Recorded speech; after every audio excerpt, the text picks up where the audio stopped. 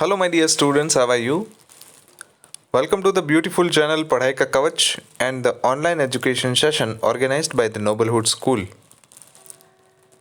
Student, in our previous lecture, we have discussed about the exercise section. I have sent you a PDF of your exercise, and then after, we had just completed our unit number 10.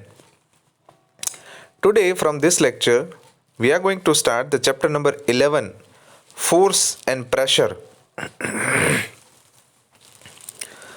in which we will talk about the effects of force, definition of the force, and the primary introduction about the pressure. Okay, so let us study about the chapter in a detail starting from this lecture. Let us start. Student, in a class 7, you have learned that how the objects will move. You can recall how we can decide whether an object is moving faster than the other. हम ये कैसे decide कर पाते हैं कि एक object जो है वो दूसरे ऑब्जेक्ट की कंपैरिजन में मुकाबले ज़्यादा गतिवान अवस्था में है या तो फिर ज़्यादा स्लो चल रहा है. What does the distance moved by an object in a unit time indicate? यानी कि ऑब्जेक्ट के द्वारा जो डिस्टेंस कवर अप किया जा रहा है उसे यूनिट टाइम में किस तरीके से इंडिकेट किया जाता है. We also know that the moving object, like a ball rolling on the ground, slows down. Sometimes it may change its direction of motion. It is also possible that the ball may slow down and also change its direction. कई बार अगर surface के ऊपर कोई ball को आप role करवाओ तो कुछ डिस्टेंस कवर अप करने के बाद वो रुक जाता है, और कई बार ऐसा होता है कि अपनी जो दिशा है मोशन की उसे वो बदल देता है. It is also possible that the ball may slow down and also change its direction. अपनी दिशा भी बदल सकता है, जैसा कि मैंने पहले कहा.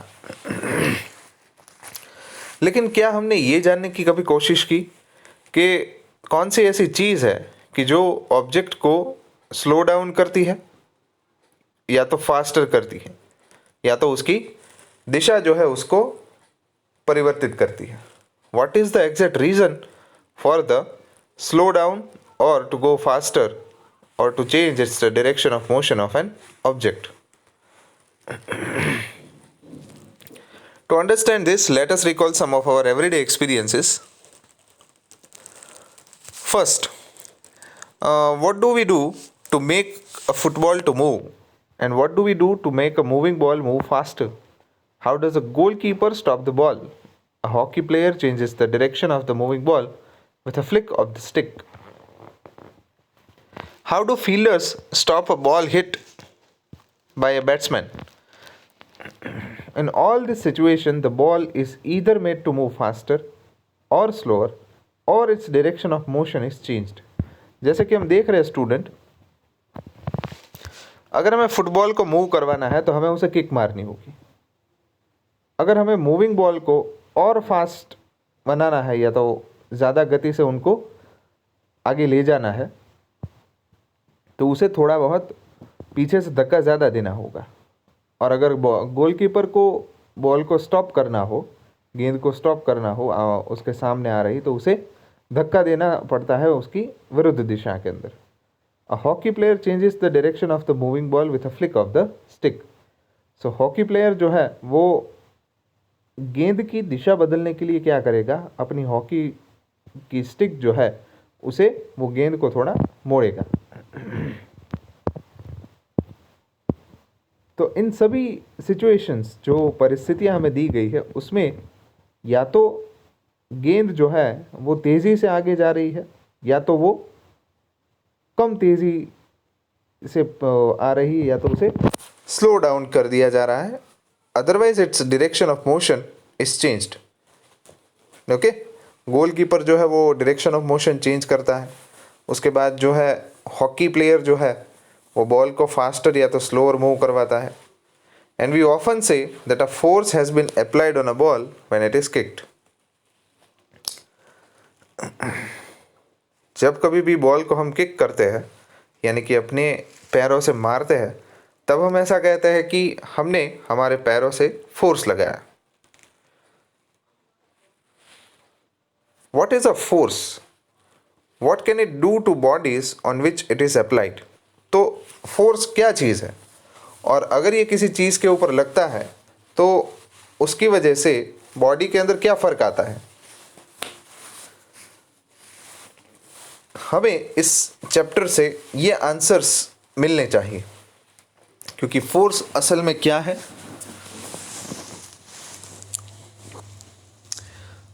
जिसके ऊपर लगाया जाए, जिस बॉडी के ऊपर लगाया जाए, उसके ऊपर असर ये कैसे करता है, इन सभी के बारे में हमें आंसर्स इस चैप्टर के अंदर मिलेंगे।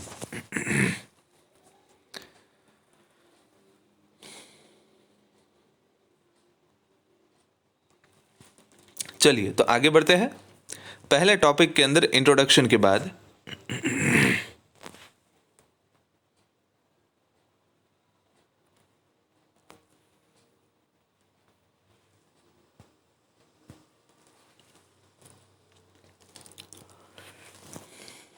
starting from here, actions like picking, opening, shutting, kicking, hitting, lifting, flicking, pushing, pulling are often used to describe certain tasks.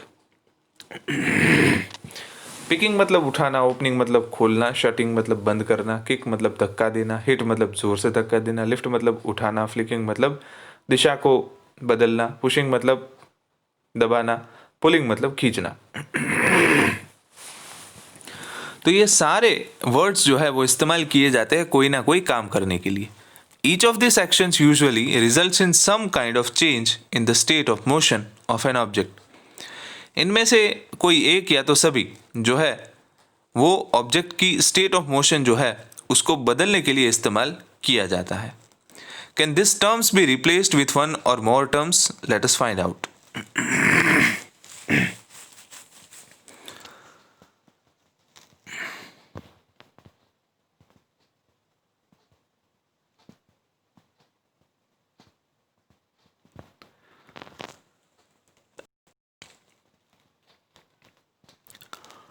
चलिए उसके लिए एक एक्टिविटी करते हैं, कुछ एग्जांपल्स जो है उसे स्टडी करते हैं।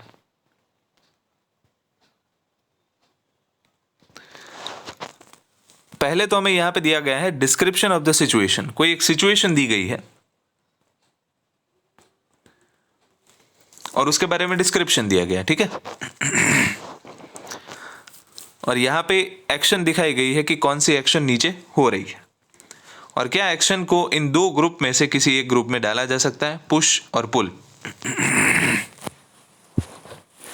तो पहला है कि moving a book placed on a table, कि टेबल के ऊपर जो बुक रखी गई है उसको हमें मूव करवाने के लिए क्या करना पड़ेगा, उसे हिलाने के लिए हमें क्या करना पड़ेगा। तो एक तो चीज़ ये है कि हम उसे पुश कर सकते हैं यानी कि धक्का दे सकते हैं, या तो उसे पुल कर सकते हैं अपने तरफ खींच सकते हैं, या तो उसे लिफ्ट कर सकते हैं मतलब उठा सकते हैं। तो इस एक्शन को हम ग्रुप कर सकते हैं पुश और पुल के अंदर। Yes, it is grouped. Opening और शटिंग अ डोर, दरवाजे को खोलना और दरवाजे को बंद करना। अगर दरवाजे को बंद करना है तो हमें धक्का देना होगा, तो हम क्या करेंगे, पुश करेंगे। और अगर हमें दरवाजे को खोलना होगा तो हम उसको पुल करेंगे, ठीक है। So this action is also grouped as a push and a pull.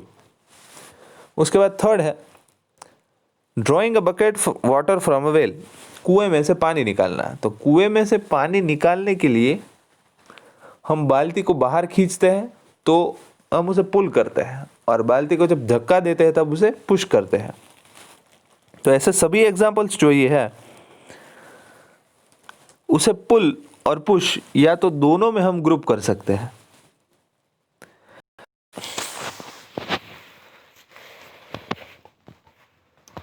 Can we infer from this that to move an object it has to be pushed or pulled?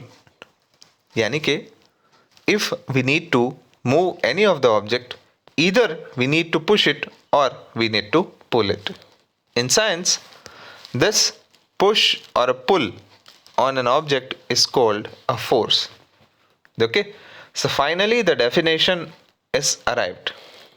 The definition of force is the push or pull applied on an object is called a force.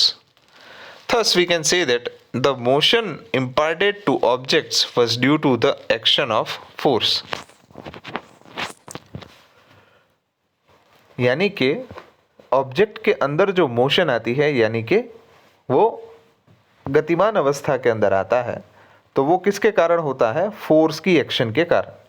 When does a force come into play? Let us find out. Paheli tried to tell us something. I learned in class 6th that a magnet attracts a piece of iron towards it. Is attraction also a pull? What about repulsion between similar poles of two magnets? Is it a pull or a push? पहली को आश्चर्य हुआ कि उसने class 6th में यह पढ़ा था कि अगर मैग्नेट के पास कोई लोहे का टुकड़ा रखा जाए तो वो उसे अपनी तरफ खींचता है. अब ये जो आकर्षण है ये पुल है या क्या है, वो आंसर उसे नहीं मालूम. और जब भी दो समान ध्रुव पोल्स एक दूसरे के सामने रखे जाए मैग्नेट्स के, तभी वो एक दूसरे से दूर भागते हैं. तो ये रिपल्शन को क्या कहेंगे, पुश या पुल?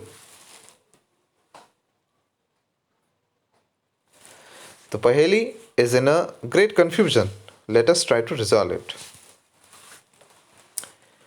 Now, let us study the second topic, 11.2.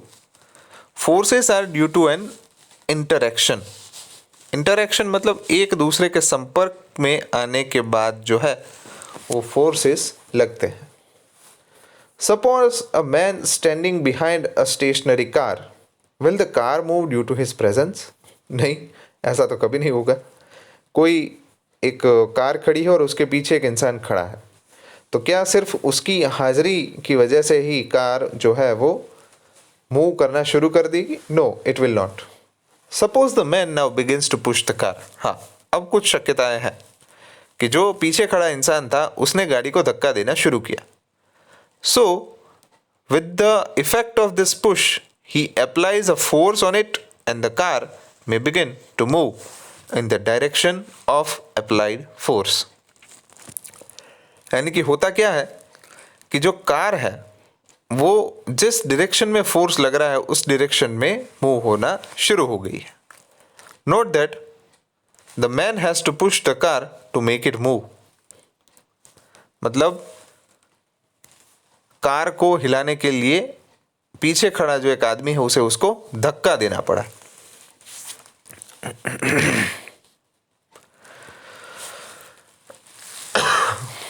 उसके बाद फिगर नंबर 11.3 दिया गया है.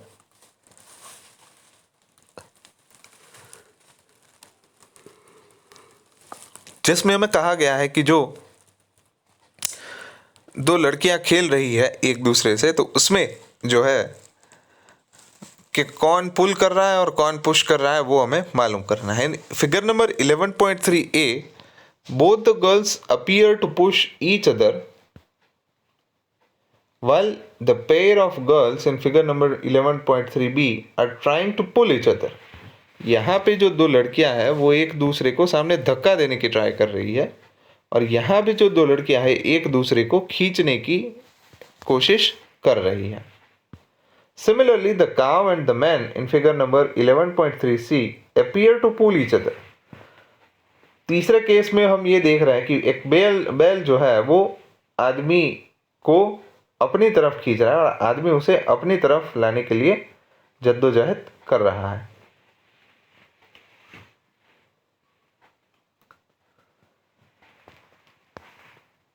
फिर क्वेश्चन पूछा गया है कि the girls in the two situations shown here are applying force on each other. जो दो गर्ल्स हैं वो इस परिस्थितियों के अंदर एक दूसरे के ऊपर धक्का लगा रही हो, यानी कि फोर्स लगा रही हो, ऐसा दिखाई दे रहा है. Is it also true for the man and the cow? यानी कि ये इंसान और ये गाय के केस में भी ये सेम है. So from this examples we can infer that at least two objects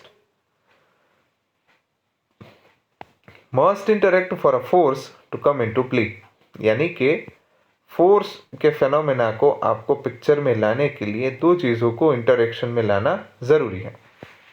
thus N interaction of one object with another object result in a force between two objects. यानी कि एक सब्सटेंस का, एक ऑब्जेक्ट का दूसरे ऑब्जेक्ट के साथ इंटरेक्शन जो है वो किस में, उसका परिणाम क्या आता है कि उन दोनों के बीच में जो है वो क्या लगता है, फोर्स। ओके,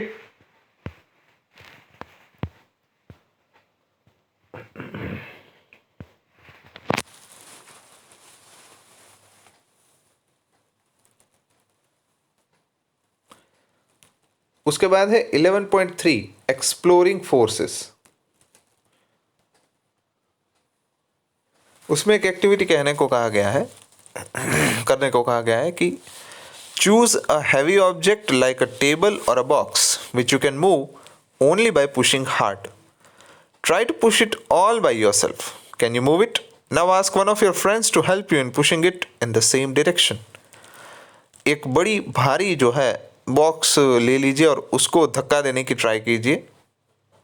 अगर आप धक्का ना दे पा रहे हो तो अपने दोस्त की मदद ले लीजिए. Is it easier to move it now? Can you explain why? क्या अब हम बॉक्स को मूव कर सकते हैं? तो अगर दो लोग हैं तो उसकी वजह से ये बॉक्स मूव कर सकते हैं. So can we explain why this kind of situation is happening?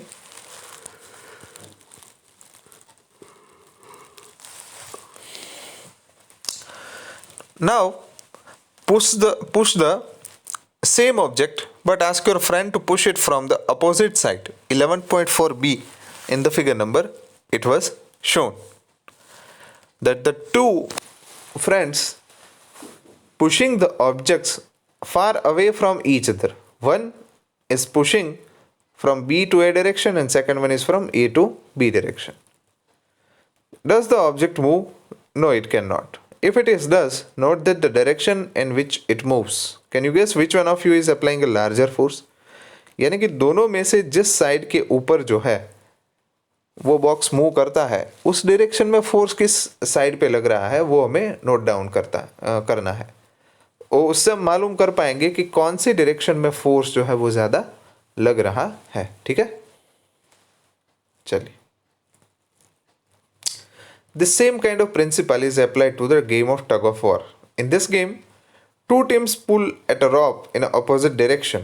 Members both of the teams try to pull the rope in their direction. Sometimes the rope simply does not move. Is it not similar to the situation shown in the figure number 11.3b? यानी कि जब box को दो लोग सामने धक्का दे रहे थे तभी भी बॉक्स नहीं मूव हो पा रहा था. तो मतलब वहाँ पे धक्का दे रहे थे और टग ऑफ वॉर में टग को हम क्या करते हैं, खींचते हैं. पूरी रस्सी को खींचते हैं. तो उसी में हम क्या करते हैं, पुल करते हैं. But sometimes it does not move. So the team that pulls harder, that is applies a larger force, finally wins the game. यानी कि जो टीम जो है अच्छे से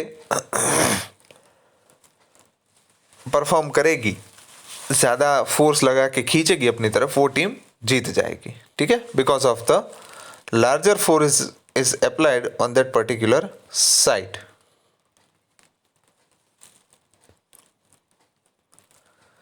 उसके बाद लिखा गया है कि what do this example suggest about the nature of force? Force applied on an object in the same direction add to one another. यानी कि फोर्स जो लगता है वो एक ही दिशा के अंदर लगता है. Now recall what happened when you and your friend pushed the heavy box in the same direction in activity 11.2.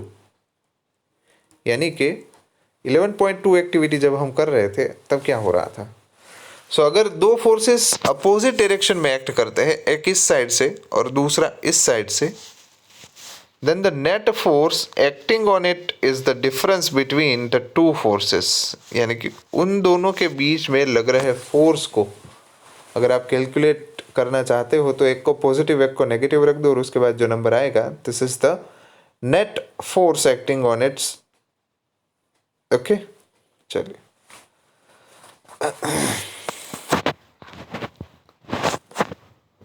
Recall that in the tug of war when two teams pull equally hard the rope does not move in any direction.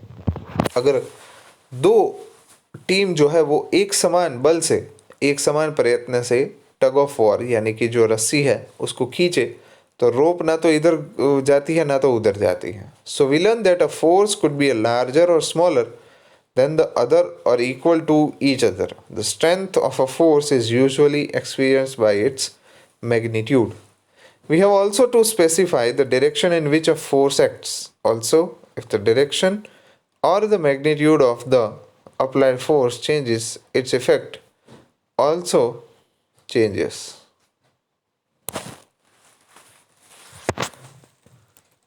ठीक है, तो force जो है वो magnitude के ऊपर आधार रखता है। मैग्नीट्यूड यानी कि कितनी क्वांटिटी में फोर्स लग रहा है, ठीक है,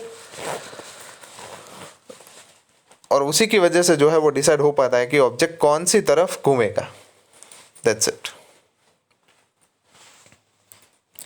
तो यहाँ तक आज का लेक्चर रखते हैं। नेक्स्ट लेक्चर के अंदर इसका वापस क्विक रिवीजन करके नेक्स्ट टॉपिक को आगे बढ़ाएंगे। तब तक thank you, stay blessed, stay safe.